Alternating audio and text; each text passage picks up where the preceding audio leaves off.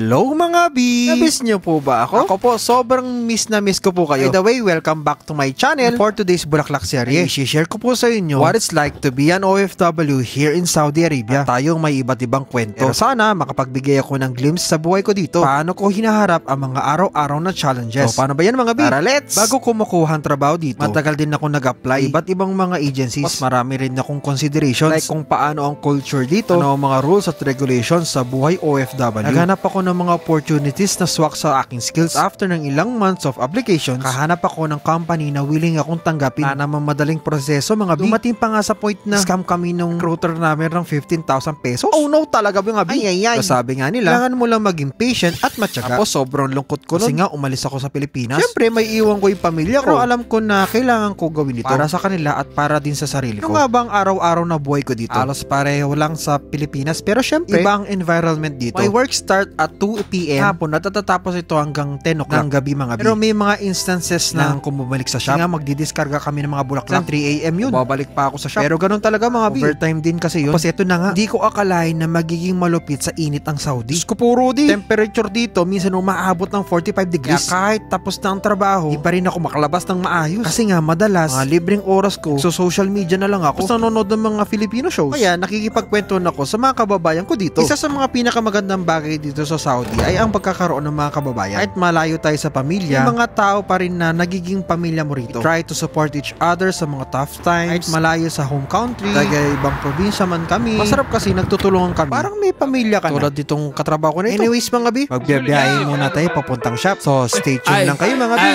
Enjoy the ride. Candy stove, sweet like sugar. Down south, shot it, she a looker. Ay, from the dirty, let us crooked. It's a bag, better book it.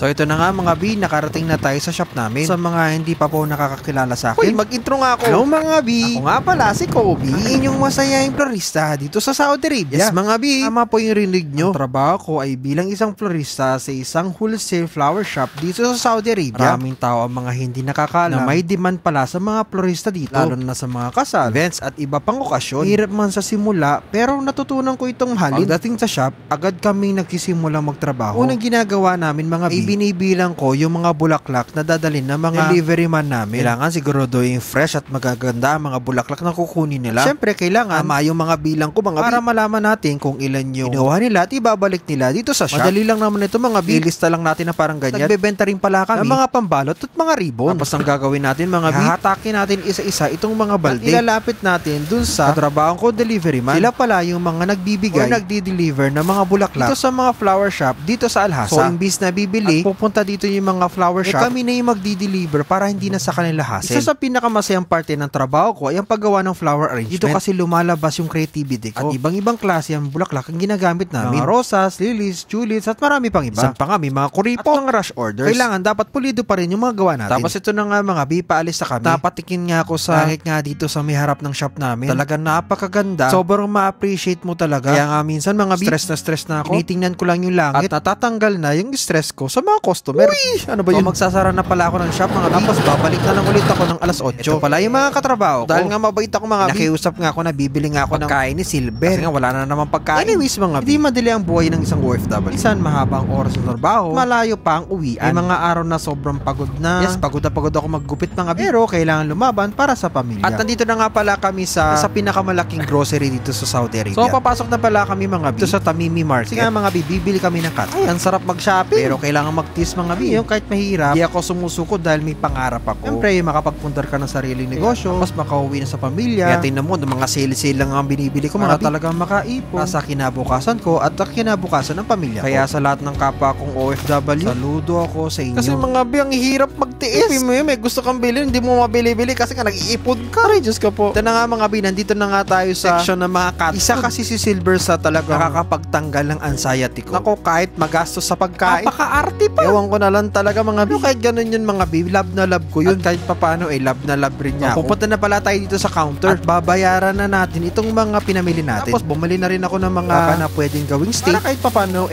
social naman yung pagkain, no? Isipin mo pagkakain ka sa labas, magkano pa yun? O di pwede mo naman gawin, pwede man lutuin. Yun na nga. Uwi na tayo mga B. Hanap ko yung kasama ko, yun pala nauna na sa akin. Tsaka mga B, dapat marunong ka makisama dito. Natutong katrabaho ko. Kisuyo lang ako na nga kami ng pagkain. Buti na lang, magaling tayo makisama. Tinutulungan tayo. Siyempre, ganun din naman ako. Diba mga B? Ikisama at tiyaga talaga. Ang kailangan natin dito sa Saudi Arabia. Kaya sa lahat ng kapwa kong OFW, saludo ako sa inyo. Ang hirap ng buhay natin dito sa abroad. Pero wag tayong susuko. Laban lang para sa pamilya, para sa pangarap, para sa jowa. Charoy, ano na ba yun? At ito na nga mga B, babalik na ako ng bahay. So, kailangan ko nang makapagpahinga. Kasi nga, babalik pa ako ng alas 8 ng gabi. Ko gustong umuwi lagi. Yan na si Silver. O diba, laging sumasalubong. Napaka-cute talaga, tanggal talaga yung stress ko. Ito na, meron ka ng cat food. Ako, tuwang-tuwa na naman, no? Kasi nga, gutom na gutom. Hinihintay nga itong pagkain na. And finally, makakapag-rest na rin tayo dito sa ating kwarto. Kasi mga B, importante na mag-rest tayo. Kasi nga mga B, para tayong cellphone, di ba? Charge ulit. Ayun na nga mga B, maraming salamat po sa pagsama nyo sa akin. Isang araw ng buhay ko bilang isang florista dito sa Saudi Arabia. Siyempre mga B, huwag nyong kalimutan mag-like at mag-subscribe. I-share na rin ang vlog nito. Nagustuhan nyo po. So paano ba yan mga B? Hanggang sa susunod po. Ingat lagi. See you soon!